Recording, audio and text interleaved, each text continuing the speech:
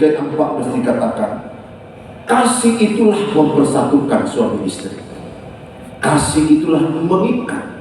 Kasih itulah menyempurnakan. Aku berdoa, ibu bapak, di Natal ini, rajut kembali hubunganmu dengan orang yang menyakitimu. Rajut kembali hubunganmu dengan orang yang mengecewakan. Saya berikan perumpamaan Bang Tumpal. Siapa di antara saudara yang pernah ketemu dengan orang yang mengecewakan? Katakanlah, saudara mungkin jalan di mall seperti ini. Ketika jalan di mall masuk lorongnya gangnya, saudara lihat di depan itu jalan juga orang yang tidak kau sukai, orang yang mengecewakanmu, orang yang tidak enakan dengan engkau ada di simpang ini. Kiri ada jalan, kanan ada jalan. Jumpa di luar dugaanmu, datang dia menghadap kepadamu dan kau melihat orang yang menjengkelkan itu. Kutanya kepada saudara, siapa di antara saudara yang bersikap mendekat atau lari ke kiri dan ke kanan kalau jumpa dengan orang yang menjengkelkan? Oke, pertanyaan malam ini, siapa yang pernah jumpa dengan orang yang mengecewakan, yang tidak enak, yang menyakiti kita? Coba angkat tangan. Yang pernah jumpa dengan orang menjengkelkan. Oh, semua kalian baik-baik semuanya, nggak ada musuh kalian ya.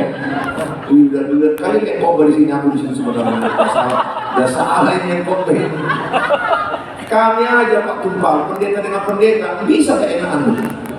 Jujur aja lah, pendeta dengan pendeta. Pendeta juga Pak, itu belok kanan. Jujur.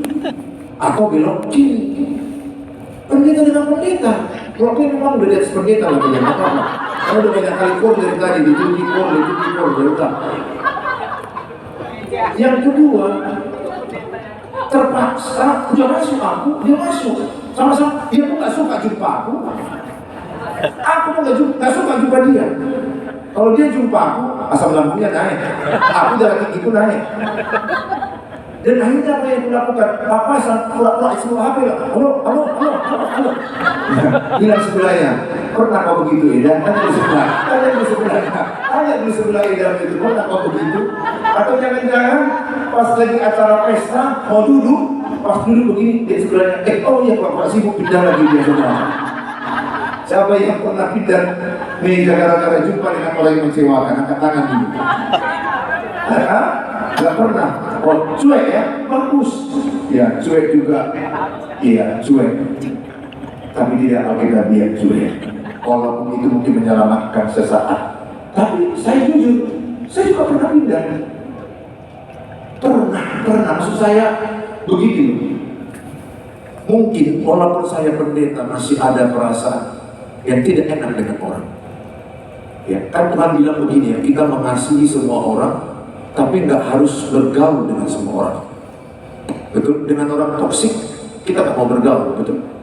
Pasti nggak mau duduk dengan orang toksik. Kita ingin duduk dengan orang yang mensupport, yang positif auranya. Kita paling nggak suka dengan orang yang negatif auranya. Kita maju, dia iri, betul nggak?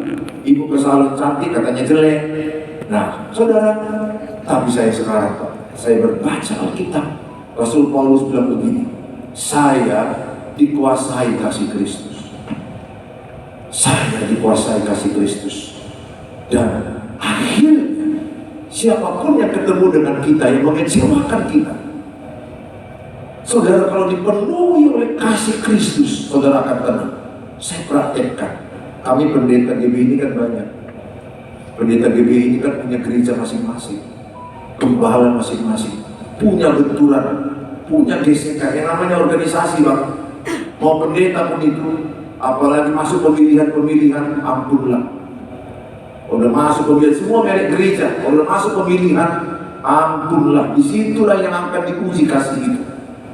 Apalagi kalau sudah menang kelompoknya, kalah kelompok ini, semua gereja sama pilihan. Pengamatan dia, nggak tahu lah gereja kalian, kalau gereja yang kau alami seperti itu. Nah saudara, tapi saya dikuasai kasih Kristus, sehingga ketika saya lewat dengan para pendeta yang mengecewakan, saya dimampukan Tuhan menyapa dengan penuh kasih. Katakan Pak Tumpal, beri dulu Pak. Anggaplah pendeta Tumpal semua orang, saya akan salah.